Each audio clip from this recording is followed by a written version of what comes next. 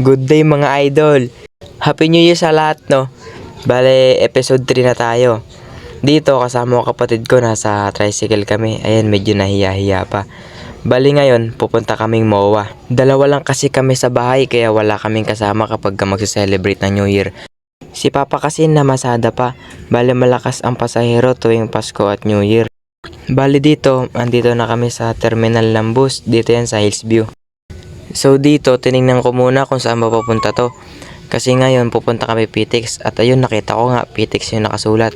Kaya umakyat na din kami. Pagdating sa loob wala gaanong tao, halos kalahati lang kaya nakaupo din kami. Bale dito na kami umupo sa dalawaan para wala nang tumabi sa aming iba. Pinauna ko na rin kapatid ko para dito na ako sa dulo. Ang kaso medyo nakaramdam ako ng antok kaya sabi ko palit kami para makasandal ako sa bintana. At ayun nga, ang sarap ng tulog ko dito. Mga alas 7 na rin kasi ito ng gabi, tsaka bago kami bumiyahe, naglaro muna ako ng basketball sa court kaya ito medyo napagod ako. Dito, nagising na ako. Ginising ako ng kapatid ko kasi sabi ko gisingin niya ako pagka nasa expressway na kami. At yun nga, nandito na kami sa expressway.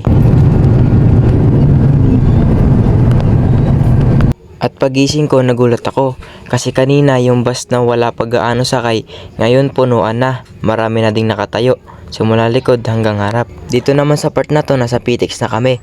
Pero wala pa kami sa mismong terminal. Bali dito lang kami bababa sa tabing kalsada malapit sa Sogo dito sa PTEX. Dito lang yan sa pinaparadahan ng mga taxi. At dito nasundo na kami ni Papa. Bali taxi driver nga pala siya. Nagtaxi muna kami at naghanap ng makakain kasi medyo nagugutom na din kami. Wala pa kaming kain nung pag-alis namin. So dito, ayun, tamang papugi lang. Medyo dilat yung mata ko dyan kasi kagigising ko lang din halos. So yun, dito yung nagdadrive si Papa. Yung nasa passenger seat dun sa harap, yun yung tito namin, kapatid ni Papa. Kaming dalawang magkapatid nasa likod lang. At dito naman pumasok muna kami ng marina. Bale dito nag-aabang si Papa ng mga pasahero niya. Dito na lang din kami nagpalipas oras kasi wala pa naman kaming gagawin dun sa MOA. Bale yung pinuntalan talaga namin dun ay yung fireworks display. Kaya dito muna kami nagpalipas ng oras sa Marina Heights. Kin. Kasi tito. Nag-live ka? Dito kami sa Nag-live ka? Marina. Kita yung Okada dito. At this time, nasa MOA na kami. Mga 9:30 na to ng gabi. Pero tingnan nyo naman kung gaano nakadami yung tao. Halos wala na kaming mauupuan dyan. Bali naglakad-lakad lang kami para makahanap ng mauupuan. Ito kasama ko yung kapatid ko, pati si Tito. Nakayuko pa, may ka-text ata to. Daming tao.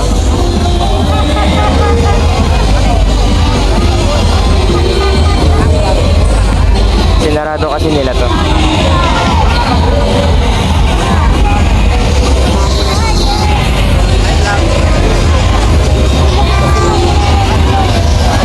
Dito naman sa part na to, may nahanap na kami mauupuan dito sa mismong seaside. Bali ako na lang muna yung umupo. Tapos pinabili ko na sila ng pagkain para may makakain kami. Nandito na ako niyan sa mismong seaside. Bali dito, naka-reserve na upuan nila. Ayan. Nagbigay pa ako ng konting space para may mauupuan sila mamaya.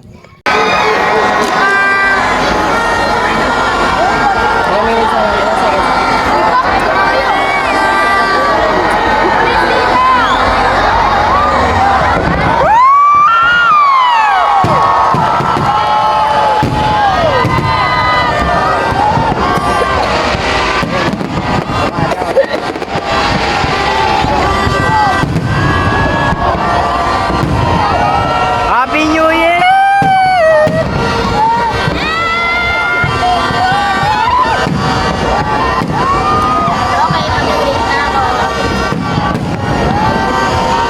Ayun, sa sobrang excite, pumuyok pa talaga. Pero okay lang, mukhang wala naman nakapansin kasi nakapokus lahat sa mga fireworks na to. Bali nakikita din pala dito sa MOA Seaside yung mga fireworks dun sa Okada tsaka sa Soler. Medyo magkakalapit lang din naman kasi yun sila.